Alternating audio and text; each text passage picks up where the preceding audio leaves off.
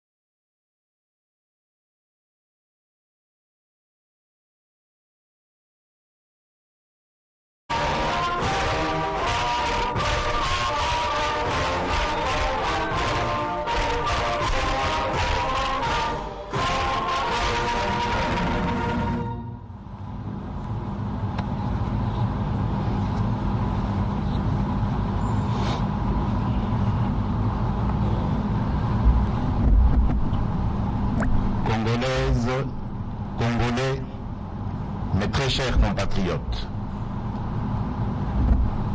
comme je vous l'ai promis le 23 octobre dernier, me voici devant vous pour vous rendre compte du résultat des consultations que j'ai engagées depuis le 2 novembre dernier, ainsi que des décisions qui en découlent. Près de 3 semaines durant, avec les représentants des différentes forces politiques et sociales du pays, j'ai eu le privilège d'aborder les sujets les plus préoccupants pour l'avenir de notre pays. J'ai recueilli des mémorandas, cahiers de charges, notes, projets et autres courriers, aussi bien individuels que collectifs. J'ai été impressionné par la clarté des analyses et recommandations de mes différents interlocuteurs. Une fois de plus, j'ai ressenti l'immense douleur, doublée de révolte, de mes compatriotes face à la situation d'instabilité et de guerre larvée qui perdure dans une partie du pays. J'ai été anéanti par les témoignages renouvelés des victimes d'atrocités. J'ai mesuré la soif, exprimée par tous, d'une démocratie exemplaire et d'un véritable état de droit.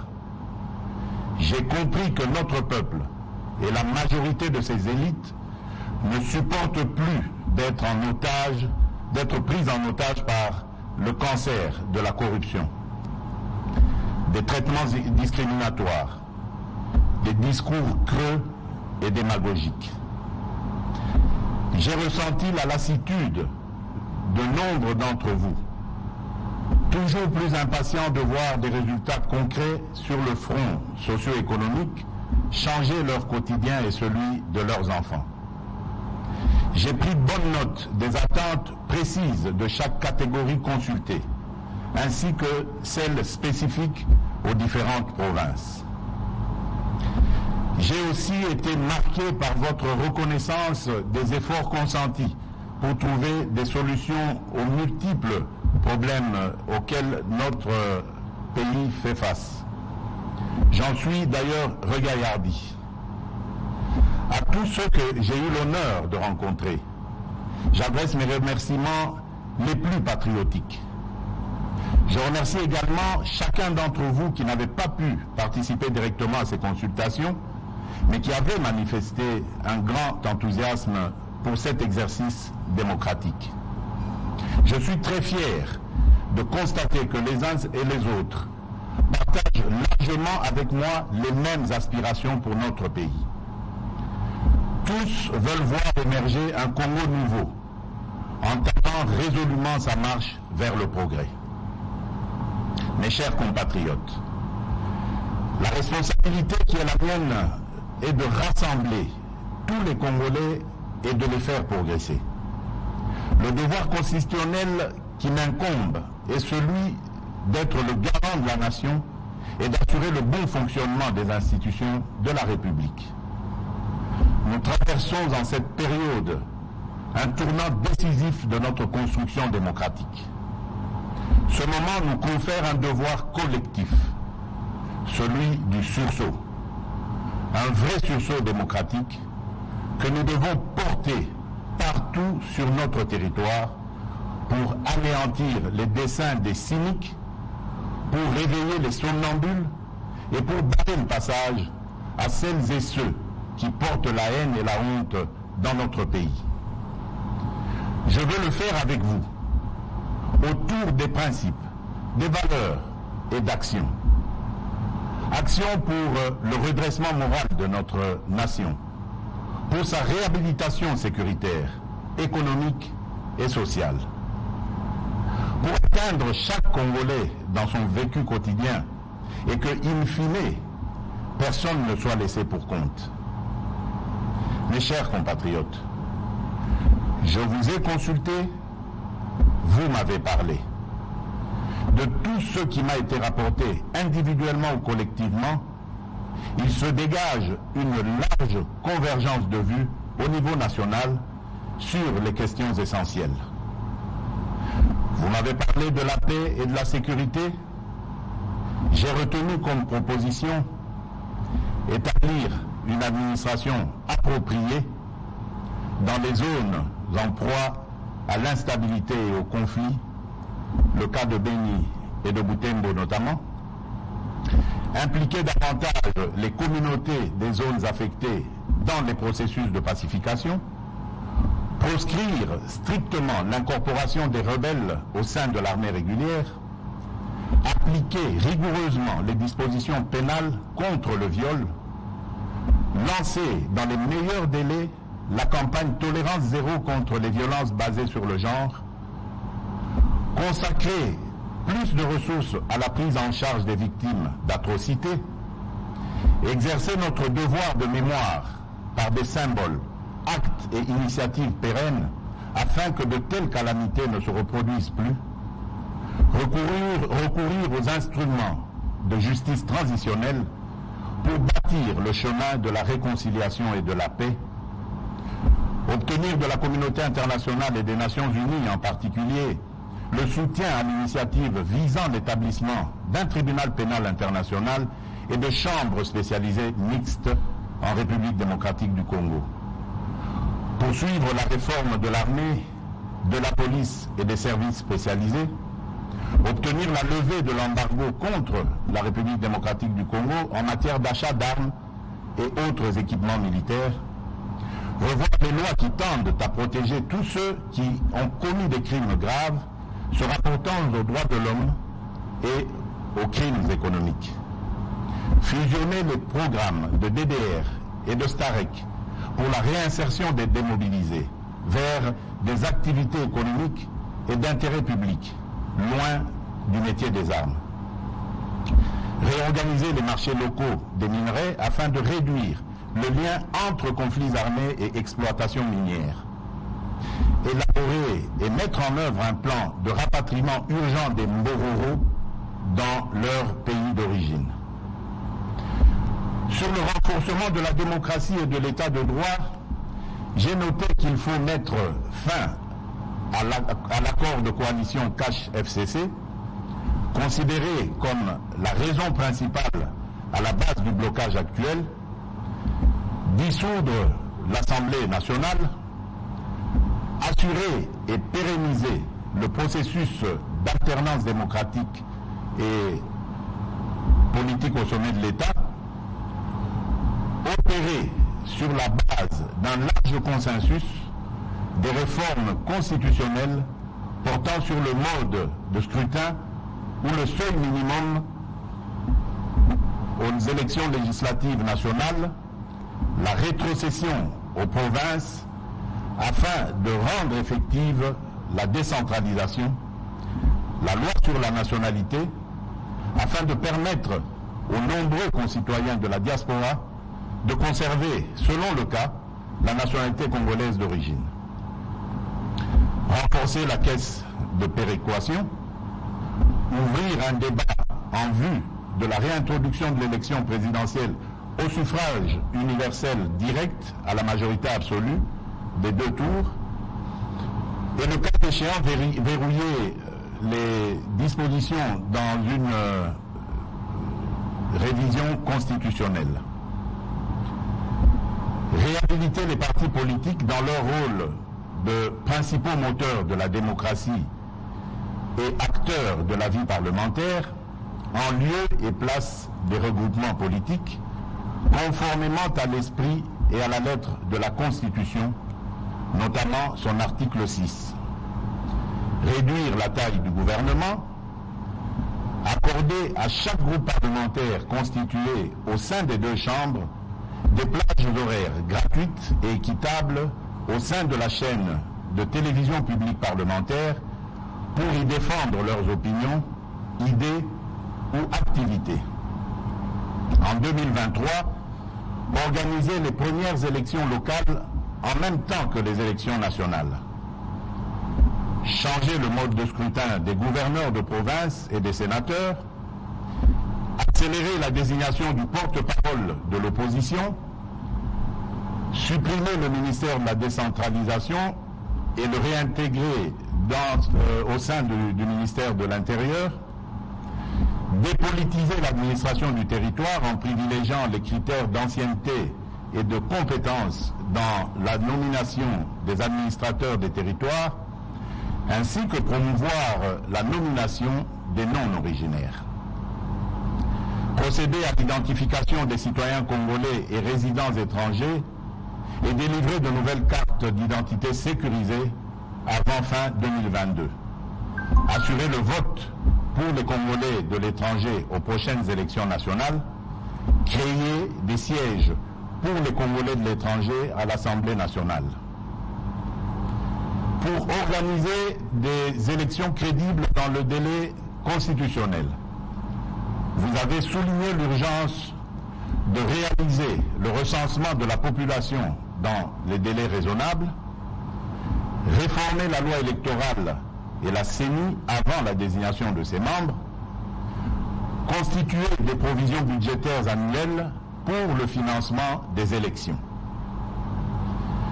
Sur l'indépendance et la bonne administration de la justice, vous avez relevé qu'il faut mettre en place un programme de recrutement de nouveaux magistrats et de formation continue intensive pour les magistrats en fonction, améliorer les conditions de vie et de travail des magistrats et sanctionner sévèrement les magistrats qui abuseraient de leur position, renforcer le respect de la loi, intensifier la lutte contre la corruption et autres antivaleurs, ainsi que la lutte contre la criminalité économique, notamment par la création d'un parquet financier. Protéger par une loi les lanceurs d'alerte en vue de juguler l'enrichissement sans cause. Procéder à la mise en place des responsables de la Cour des comptes et à la prestation de serment de ces magistrats. Initier et poursuivre des enquêtes judiciaires sur différents dossiers. Parlant de l'amélioration des finances publiques et du climat des affaires, vous avez suggéré qu'il faut intensifier les efforts visant une meilleure cohérence fiscale et traquer tous les abus préjudiciables à l'efficacité et au climat des affaires. Mettre fin à l'impunité et renforcer la législation pénale afin que tout détournement en bande organisée de la paye des fonctionnaires, civils ou militaires, soit assimilé à un acte de haute trahison et sévèrement punis. Réduire le nombre et le volume de nos représentations diplomatiques à l'étranger et les renforcer en capacité en matière de coopération et de partenariats économiques. Réduire le train de vie des institutions politiques et interdire strictement toute augmentation de salaire en leur sein jusqu'à la réalisation intégrale du contrat social de l'innovation, dit accord de Moody, qui tarde à se matérialiser depuis sa signature en 2004. Mettre en place un système de déclaration annuelle d'impôts pour les personnes physiques, réformer les lois et règlements sur les exonérations et les compensations fiscales et parafiscales, opérationnaliser effectivement l'identifiant fiscal unique pour les personnes physiques et morales, renforcer la synergie entre les régies financières et accroître le recours à la digitalisation en vue de mieux maîtriser la base fiscale et mieux combattre la fraude. Sécuriser les contrats et les droits de propriété, en particulier en ce qui concerne les titres fonciers et immobiliers. Combattre l'évasion des primes d'assurance et instaurer un système de pénalité dissuasif. Renforcer le contrôle des structures de prix des produits de base et sanctionner toutes les formes d'abus conduisant à des hausses injustifiées des prix aux consommateurs ou un manque à gagner à l'État. Créer une véritable banque nationale de développement, créer une banque agricole en vue de répondre aux besoins spécifiques de financement de ce secteur, créer une banque de l'habitat en vue de promouvoir le crédit hypothécaire en République démocratique du Congo, accélérer la mise en place de dispositifs de contrôle en vue de mettre fin au coulage des recettes à nos différentes frontières, diversifier notre économie par le développement de l'agriculture et la création de zones agro-industrielles, faire émerger au budget de l'État certaines catégories de recettes, notamment les bonus réalisés par les entreprises étatiques, poursuivre la politique de stabilité du cadre macroéconomique. Pour mieux planifier notre développement et bâtir nos infrastructures, vous avez souligné la nécessité de procéder sans délai à l'application du Plan national stratégique de développement, PNSD, le rendre plus centré, plus opérationnel et l'assortir d'une liste de projets et d'actions prioritaires. Doter chaque province d'un plan de développement local cohérent, en phase avec les priorités nationales et assorti de capacités pour sa mise en œuvre. Réécrire la loi sur le petit commerce afin de garantir l'exclusivité aux nationaux. Valoriser et protéger nos actifs miniers grâce à un programme de certification minière en vue de mieux soutenir le financement de nos infrastructures et la mise en valeur de notre économie. Construire davantage de logements sociaux, renforcer les règles de construction et d'urbanisation, renforcer la lutte anti-érosion sur l'ensemble du territoire national, réformer la loi sur le marché public pour la rendre mieux adaptée aux contraintes et spécificités nationales et faciliter l'exécution rapide et fiable des projets, finaliser le cadre légal de mise en œuvre des partenariats publics-privés pour permettre l'accélération des réformes et des grands projets de développement du pays, renforcer la culture et la pratique de l'évaluation à tous les niveaux, y compris pour les membres de la présidence, du gouvernement central, les gouvernements provinciaux et les mandataires publics. Fixer des objectifs précis de desserte des populations en eau potable, en énergie électrique, en infrastructures de transport et en assurer un suivi rapproché au plus haut niveau du gouvernement. Promouvoir l'écologie et la protection de l'environnement, organiser dans les tout prochains mois dans un format à définir, une conférence des bailleurs de fonds publics et investisseurs privés pour la mise en œuvre rapide et efficace des priorités nationales. Afin de promouvoir l'émergence d'un Congolais nouveau, en investissant davantage dans le capital humain, vous avez proposé de concrétiser la promesse de la couverture santé universelle par sa mise en œuvre immédiate et progressive, construire et réhabiliter les hôpitaux et les centres de santé, financer les recherches médicales et médicinales, promouvoir l'industrie pharmaceutique locale et le recours aux médicaments génériques, assurer un suivi plus rigoureux de la mise en œuvre de la gratuité de l'enseignement primaire et la suppression de la prise en charge par les parents et en rendre régulièrement compte, traquer et punir sévèrement tous les abus et actes de sabotage dans ce domaine. Combattre la corruption dans les écoles, instituts supérieurs et universités, rendre efficace le cadre déontologique des enseignants, améliorer la condition de vie de l'enseignant, promouvoir l'enseignement technique et professionnel par un dialogue renforcé et des actions concertées avec les acteurs du secteur privé et de la société civile, redynamiser le système de gestion des bourses d'études nationales et internationales, réviser les programmes scolaires de l'enseignement national, promouvoir la culture, les arts et les sports comme vecteurs de modélisation de l'homme congolais en investissant notamment dans les infrastructures et la réhabilitation de l'économie culturelle. Pour donner de l'emploi et une vraie perspective de vie à la jeunesse, vous avez suggéré de combattre l'exclusion, l'extrême pauvreté et la vulnérabilité partout où elle se manifeste, car les enfants et les jeunes en sont les principales victimes.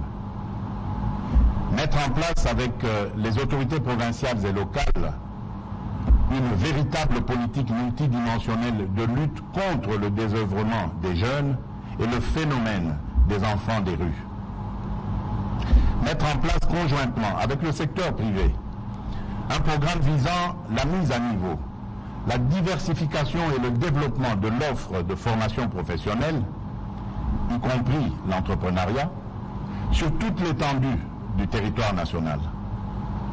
Accélérer la mise en place du fonds de garantie pour les jeunes entrepreneurs. Garantir par la loi un quota de participation des jeunes entrepreneurs au grand marché public. Adopter sans délai le projet de loi revisitant la loi agricole de 2013. Faciliter l'accès au foncier agricole pour les jeunes producteurs ruraux. Faciliter aux jeunes l'accès aux différentes formes de crédit et à des conditions avantageuses. Quant à la promotion des droits de la femme, vous avez insisté sur la nécessité de renforcer les incitations en faveur d'une plus grande participation des femmes aux compétitions électorales, veiller à une meilleure représentation des femmes au sein des instances dirigeantes des entreprises et institutions publiques, promouvoir par des initiatives spécifiques l'entrepreneuriat des femmes.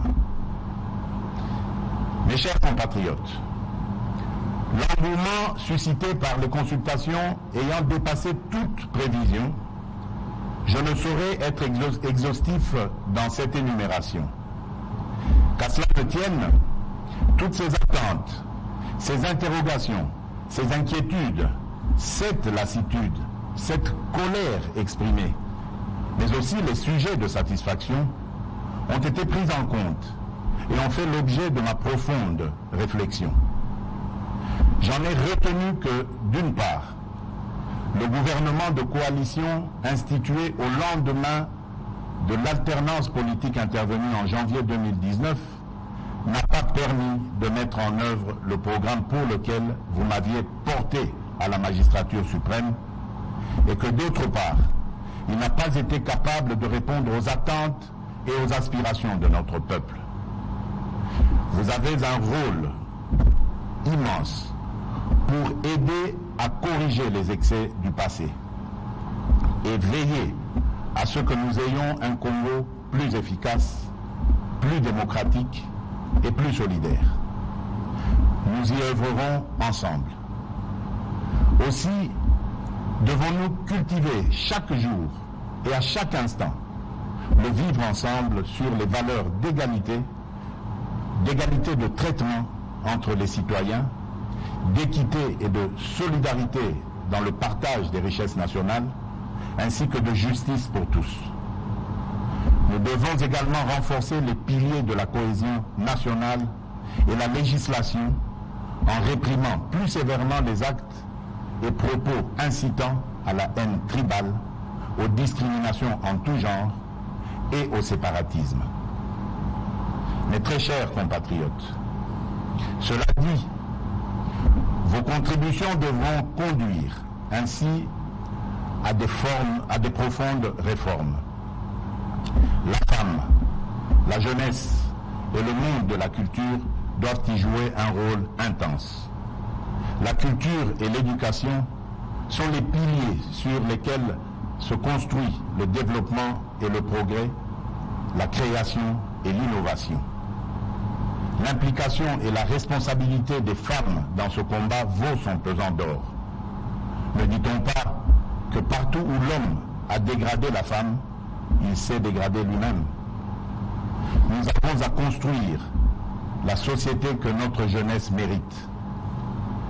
Mes très chers compatriotes, au-delà du large consensus sur les objectifs de la gouvernance ainsi plébiscités par les forces vives de la nation et par de nombreux élus, ces consultations ont également mis en évidence à une écrasante majorité le rejet de la coalition entre le Front commun pour le Congo et le Cap pour le changement.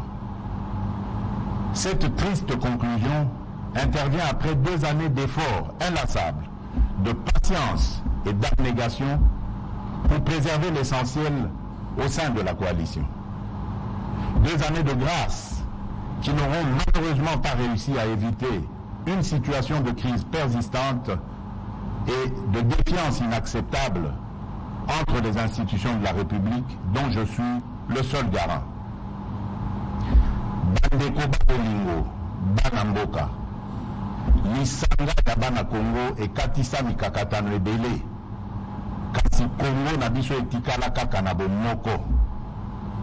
Etumba oyo ezali ya kobimisa ekolo na biso na bobola na bozangi. Bitumba ya solo esengeli kobunga ezali ya kosilisa moyibi na kanyaka na mboka na biso. Toboyi bokabwani na bitumba oyo toyebeli ntina te. Nasengi na bino baso tosangana po tobimisa mboka ya bakoko na biso na etumbu oyo.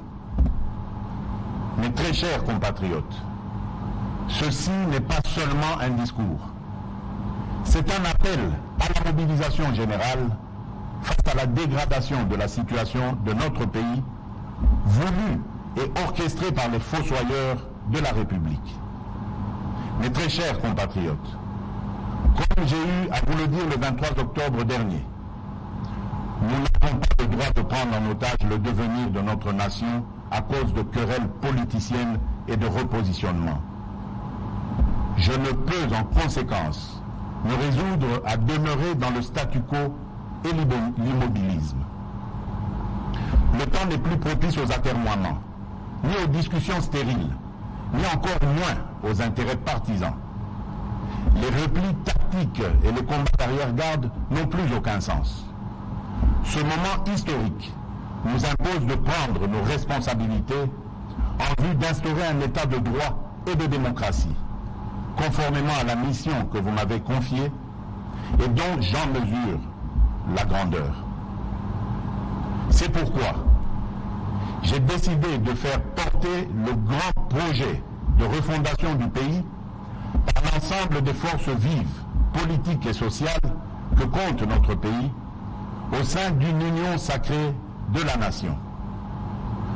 Par union sacrée, j'entends une nouvelle conception de la gouvernance basée sur les résultats dans l'intérêt supérieur de la nation. Il s'agit d'adhérer aux principes, valeurs et cadres programmatiques dont je viens de fixer ici les grandes lignes.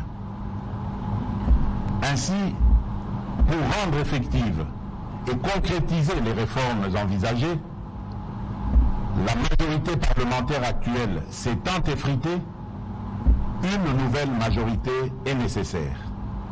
En conséquence, j'ai décidé de nommer un informateur, conformément aux dispositions de l'article 78, alinéa 2 de la Constitution.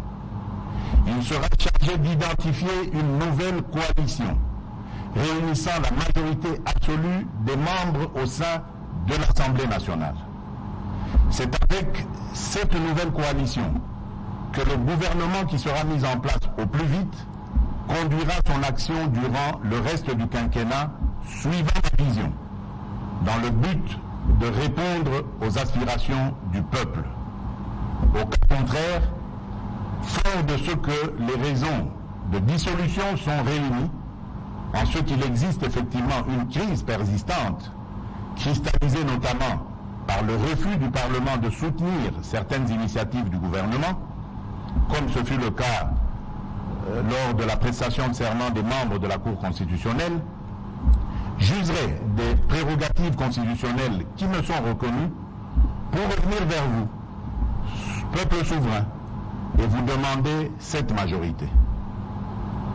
Mes très chers compatriotes, forces vives de la nation, députés nationaux et sénateurs, le moment est ainsi venu de réunir toutes les bonnes volontés, quelles que soient leurs origines politiques, philosophiques ou ethniques, pour donner un nouvel élan à notre destin national dans l'union sacrée de la nation, et que le Congo, notre cher et beau pays, dont le peuple est le bouclier et la force de dissuasion, cesse d'être un problème pour nous-mêmes et pour le monde.